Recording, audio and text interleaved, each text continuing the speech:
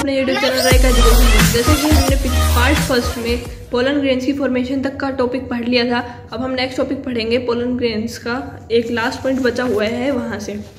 In 60% of angiosperm pollen grains are shed at 2 cell stage, while in others generative cell undergoes mitosis to form 2 male gametes 3 cell stage।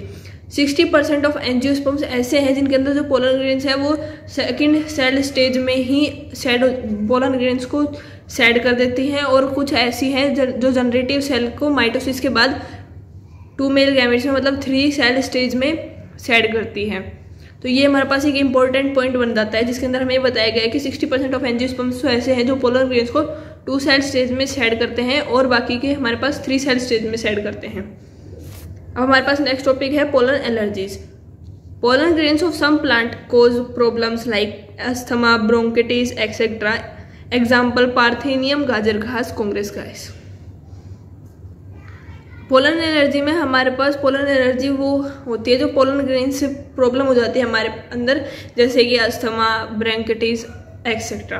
तो इन जैसे कि हमारे पास एक parthenium plant है जिसको हम गाजर घास या फिर कांग्रेस ग्रास भी कहते हैं, इससे हमारे पास ये प्रॉब्लम्स हो सकती है। तो हमारे पास पोलन एलर्जी का एक ही एग्जांपल है जिसका नाम है पार्थेनियम। अब हमारे पास नेक्स्ट टॉपिक है pollen tablets. Pollen grains are rich in nutrients and used as food supplements in form of pollen tablets और सिरप।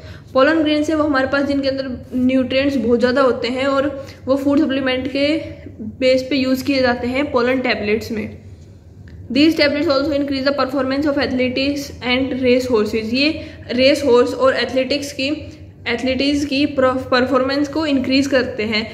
जैसा कि आपने कई बार न्यूज़ में भी देखा होगा, उसमें कई बार दिखाते हैं कि डोपिंग की गई है एथलीट से, जिससे की वजह से उनकी परफॉर्मेंस हाई हो गई, तो वो एथलीट्स पोलन टैबलेट्स लेते हैं।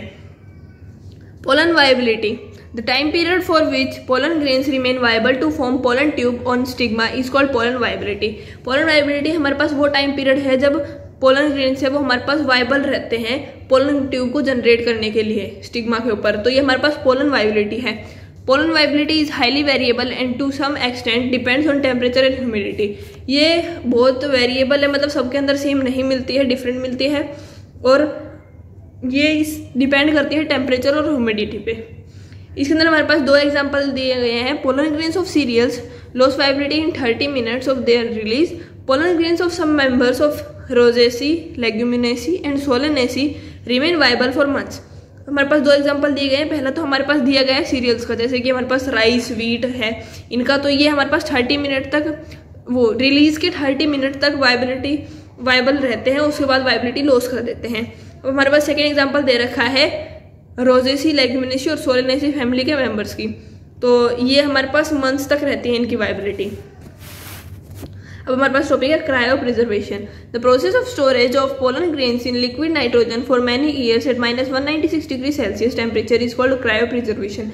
क्रायो प्रिजर्वेशन हमारे पास वो प्रोसेस है जिसके अंदर जो पोलन ग्रेन्स है वो हमारे पास स्टोर होते हैं लिक्विड नाइट्रोजन में बहुत सालों के लिए -196 डिग्री सेल्सियस टेम्परेचर पे। तो इस प्रोसेस को हम कहते हैं cryo preservation.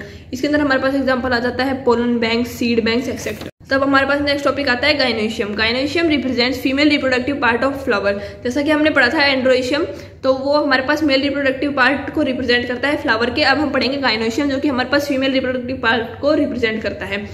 It may be monocarpellary और मल्टीकार्पिलरी। ये हमारे पास मोनोकार्पिलरी हो सकता है या फिर मल्टीकार्पिलरी। मोनोकार्पिलरी मतलब जिसके अंदर एक पिस्टिल हो, मल्टीकार्पिलरी मतलब जिसके अंदर बहुत सारे पिस्टिल्स हो। इन मल्टीकार्पिलरी द पिस्टिल्स में बी फ्यूज्ड इन वन और free.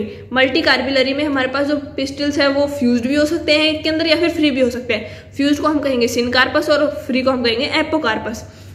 Each pistil consist of stigma, style and ovary. हर एक पिस्टिल के अंदर हमारे पास स्टिग्मा, स्टाइल और ओवेरी होता है। Stigma receives the pollen grains. Stigma वो है जहाँ पर हमारे पास पोलन ग्रेन्स आते हैं। Style elongated cylinder part below stigma. Stigma के नीचे जो इलोंगेटेड सिलेंडर पार्ट होता है उसे हम स्टाइल कहते हैं। Ovary bulged basal part containing placenta which is located inside the ovarian locule. Ovary हमारे पास बल्ड बेसल पार्ट है जिस प्लेसेंटा का, उसके अंदर प्लेसेंटा होती है जो कि हमारे पास ओवेरियन लोक्यूल के अंदर लोकेटेड होती है। The placenta contains the megasporangium और ओव्यूल। प्लेसेंटा के अंदर हमारे पास मेगास्पोरेंजियम या फिर ओव्यूल होता है। तो हमें पता है, हमें इस स्टेटमेंट से पता चलेगा कि हमारे पास ओवेरी होती है, उसके अंदर हमारे पास प्लेसेंटा होता है और उसके अंदर हमारे पास ओव्यूल मिलता है, और ओव्यूल को हम मेगास्पोरेंजियम भी कहते हैं। जैसे हम पोलन ग्रेन को माइक्रोस्पोरेंजियम कह रहे थे, वैसे हम ओव्यूल को मेगास्पोरेंजियम कहेंगे, क्योंकि ये हमारे पास ओव्यूल को कहेंगे ऐसे। तब हमारे पास एक डायग्राम दिखा रखा है जिसके अंदर हमारे पास थैलेमस, ओवेरी, स्टाइल और स्टिग्मा दिखा रखा है। तो यहाँ तक का आज की वीडियो के लिए, आगे का हम नेक्स्ट वीडियो में पढ़ेंगे। Thank you for watching video.